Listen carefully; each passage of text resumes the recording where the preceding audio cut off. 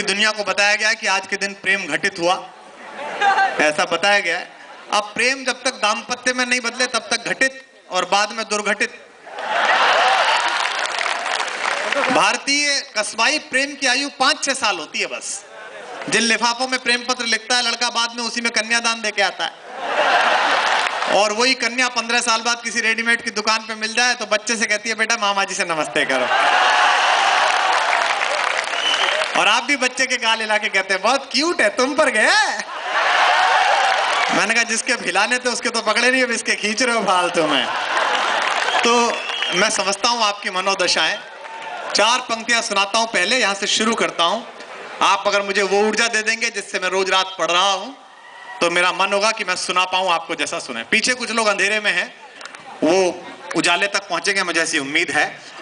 आपकी तालियां मुझे बताएंगी कि आप वहां हैं, आपका शोर शराबा मुझे बताएगा, क्योंकि दूर तक लोग बैठे हुए हैं तो पता नहीं चल रहा है कि मनुष्य हैं कि गमले रखवा रखे हैं। तो बताते चलिएगा, सुनिएगा, निवेदन करता हूं कि मेरा जो भी तजुर्बा है।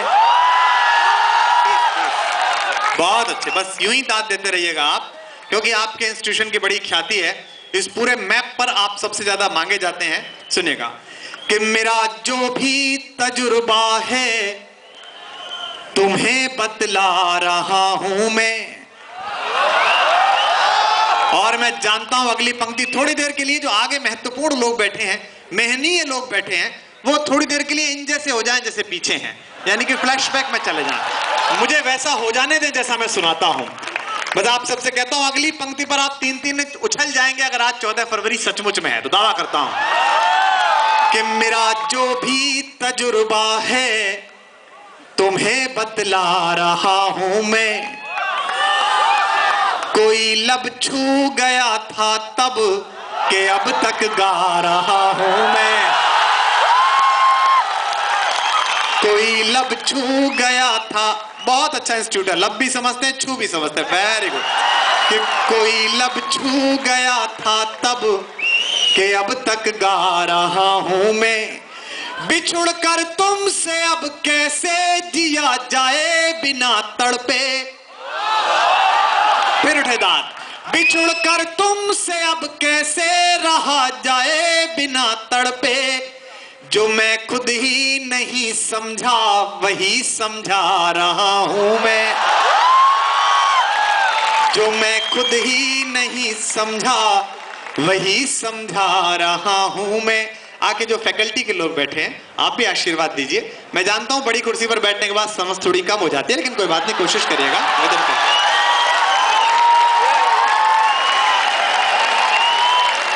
कि मेरे जीने में मरने में दुनिया में जो सबसे अच्छा गुरु हुआ वो कृष्ण हुआ, जिसने अपने शिष्य अर्जुन के साथ सखा का संबंध रखा, अन्यथा गुरु के साथ गंभीर लगा हुआ है।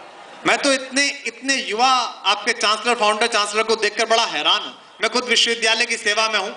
आप 80% प्राध्यापकों को देखिए, चाहे वो प्राइमरी स्कूल के हों चाहे यूनिवर्सिटी के हों, मास्टर और मनहूस लगभग पर्यायवाची होता है।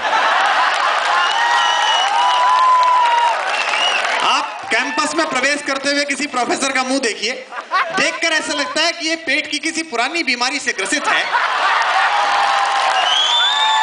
और इसे सुबह अपेक्षित सफलताएं नहीं मिल पाई हैं। मुझसे भी लोग कहते हैं कैंपस में, डॉक्टर साहब बाकी सब तो ठीक है पर थोड़ा गंभीर रहा करो। मैंने कहा क्यों, कौन मर गया? जब तक आप सहज नहीं रहेंगे ज्ञान और ऊर्जा का प्रवाह नहीं होगा। देखिए भगवान श्री कृष्ण कितने सहज गुरु थे। उनका चेला एक दिन मना करने लगा लड़ने के लिए, बोले मैं लड़ूंगा नहीं। वो इंटेलेक्चुअल्स की तरह बात करने लगा। प्रज्ञावादिश भाषिशः गीता में लिखा हुआ है। इंटेलेक्चुअल जानते हैं आप? इंटेलेक्चुअल होता है जिसे दड़बे में गाय गिनने के लिए भेजा जाए तो वो गाय नहीं गिनता, वो टांग गिनता है, फिर 4 से भाग देता है। असली इंटेलेक्चुअल्स वो होते हैं जो इलेक्ट्रोस्टेट में स्पेलिंग मिलाते हैं कि ठीक आई है कि नहीं आई है। तो वो बुद्धिजीवियों की तरह बोलने लगा, बोले चाचा हैं, ताऊ हैं, गुरुजी हैं, मैं तो नहीं लड़ूंगा। भगवान श्री कृष्ण समझ गए कि पट्टा अड़ गया है, लेकिन वो भी बहुत चतुर शिक्षक थे, आखिरकार जाति के यादव थे। इतने मेधावी रहे होंगे कि उनके लालू जी जैसे पैदा हुए। ये बात अलग है कि वो बांसुरी बजाते थे और ये वाले बांसुड़ा बजा रहे हैं। भगवान ने उसको बीच मैदान में खड़ा कर लिया। गर्मियों के दिन थे जब महाभारत हुई, कुरुक्षेत्र में वैसे भी 46 डिग्री पड़ती है। भगवान ने उसे बीच मैदान में खड़ा किया और 18 अध्याय की गीता के 700 श्लोक संस्कृत में सुनाए और फिर कहा, बेटा लड़ता है कि और श्लोक सुनाओ। चेला बोला, गुरुजी लड़के मर जाऊंगा पर श्लोक नहीं सुनूंगा। तो मैं आपसे कहता हूं मैं श्लोक सुना लूंगा, अन्ना बाबा करना कि मेरे जीने में मरने में समझ कर बिना बात वाह करने की आदत डाल लेंगे और कल घर पर जाकर करेंगे इतने बजे तो पड़ोसी सोचेगा इसे कैसे पता चला।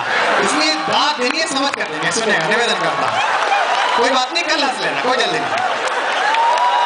कि मेरे जीने में मरने में तुम्हारा नाम आएगा, मैं सांसें रोक लूं फिर भी यही इल्जाम आएगा। हर एक धड़कन में जब तुम हो तो फिर अपराध क्या मेरा।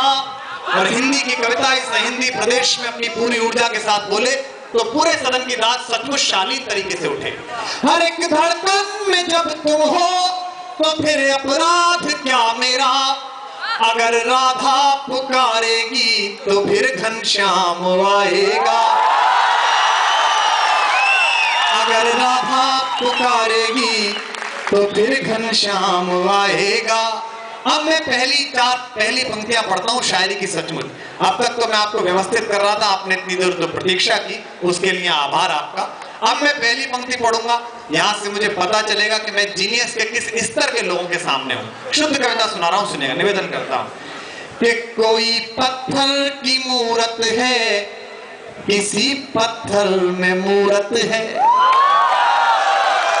कि कोई पत्थर की मूरत है। ये जो इधर खड़े हैं तुम लोग किराए से आए हो क्या? तो फिर वहां क्यों नहीं करते, करो। कि कोई पत्थर की मूरत है, किसी पत्थर में मूरत है।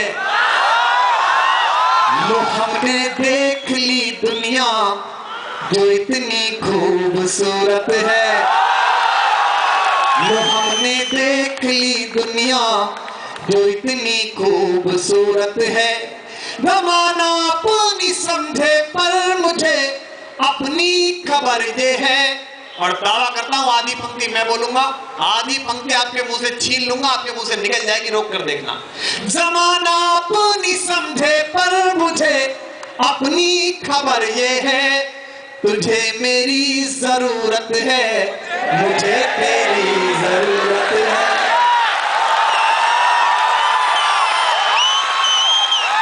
तुझे मेरी जरूरत है, मुझे तेरी जरूरत है। और जो ये अंतरराष्ट्रीय पीड़ित समाज के युवा बैठे हुए हैं जो आज दिन भर यही सिलेक्शन करने में लगे रहे कि गुलाब कहाँ देना है, मैं इनकी वेदना 4 पंक्तियों में पढ़ता हूँ, सुनिएगा। आपकी ओर से पढ़ रहा हूँ, मुआवजे में आपकी वाह चाहिए। और जिनकी वजह से आप पीड़ित हैं उन्हें समझाने की कोशिश कर रहा हूँ। कौन से ईयर से है? पनाहों में जो आया हो तो उस परिवार क्या करना। ये रिकॉर्ड होना चाहिए। ठीक है, तो वैसे ही मरा हुआ है, क्यों मार रही हो? कि पनाहों में जो आया हो तो उस परिवार क्या करना। जो दिल हारा हुआ हो उस पे फिर अधिकार क्या करना। उछल जाएंगे अगली पंक्ति पर। जो दिल हारा हुआ हो उस पे फिर अधिकार क्या करना। मोहब्बत का मजा तो डूबने की कश्मकश में है। जिनको समझ आ जाए कि तालियां उठे इस बार। मोहब्बत का मजा तो डूबने की कश्मकश में है। जो हो मालूम गहराई तो दरिया पार क्या करना। जो हो मालूम गहराई तो दरिया पार क्या करना। और पंक्तियां सुनाता हूं, सुनिएगा। कि कोई मंजिल नहीं जचती। देखिए आपको इतना अच्छा परिसर मिला, इतना बड़ा परिसर, इतने विद्वान संकाय के लोग, फैकल्टी के लोग, इतने मेहनती प्रबंधक आपको मिले। आप जब जब मैं उड़ीसा आता हूँ, मध्य प्रदेश, राजस्थान जाता हूँ तो संकोच से भर जाता हूँ, क्योंकि ये संस्कारशील प्रदेश है। पूरे भारत में 16 संस्कार होते हैं। मैं उत्तर प्रदेश से आया हूँ, हमारे यहाँ एक होता है, अंतिम। हमारे यहाँ ज्यादा संस्कार वंस्कार से मतलब नहीं है, कल्चर के नाम पर केवल एग्रीकल्चर है। अब मुझे राजस्थान के लोग बड़ा कुंठित करते हैं। परसों एक राजस्थानी का कवि मिला, उसने कहा हम वीर। मैंने कहा तुम वीर क्यों? बोले हमारे यहाँ महाराणा प्रताप पैदा हुए। मैंने कहा इसमें तुम्हारा क्या योगदान? दूसरे के माता पिता का क्रेडिट खा रहे हो यार। उनके मम्मी पापा वहां थे तो वहां हो गए, वो भी कटक में होते तो भुवनेश्वर के किसी नर्सिंग होम में हो जाते, इसमें क्या है? बोले नहीं हम वीर। मैंने कहा हम उत्तर प्रदेश वाले तुमसे भी। बोले आप क्यों वीर? मैंने कहा तुम बताओ तुम क्यों वीर? तो राजस्थान के कवि ने कहा कि हम इसलिए वीर क्योंकि हम राजस्थानी बात पर जान दे देते हैं। मैंने कहा यूपी आना बिना बात दे देते हैं। ले खेल खेल में कट्टा चला 2 ओवर, इतने तो हम खेल कूद के मार लेते हैं। ये तो हमारा लोकल कॉमनवेल्थ है। तो हमने उस परंपरा को बचा के रखा है। आपने कभी सुना सोनीपत में बम विस्फोट, मेरठ में आतंकवादी घटना? कभी नहीं सुनी। हर बड़े शहर में होती है, हमारे यहाँ नहीं होती। एक बार मुझे एक आतंकवादी मिला था, बड़ा प्रशंसक था, उसके मोबाइल में थी कविता कोई दीवाना। तो मैंने उससे पूछा कि भाई साहब आप क्या करते हैं? तो उसने कहा अपन तो स्टेट में। तो मैंने उससे कहा भाई साहब ये जो आप सांस्कृतिक कार्यक्रम करते हैं ये कभी हमारे प्रदेश में क्यों घटित नहीं होता? बोले देखिए साहब इसका एक मोडस ऑपरेंडी है। पहले हम भीड़ भरे चौराहे पर एक आतंकवादी जाकर साइकिल खड़ी करके आता है, आधा घंटे बाद दूसरा आतंकवादी उस साइकिल पर RDX बांध के आता है, आधा घंटे बाद तीसरा आतंकवादी रिमोट से वहां विस्फोट करने जाता है। हमने कई बार साइकिल खड़ी करी।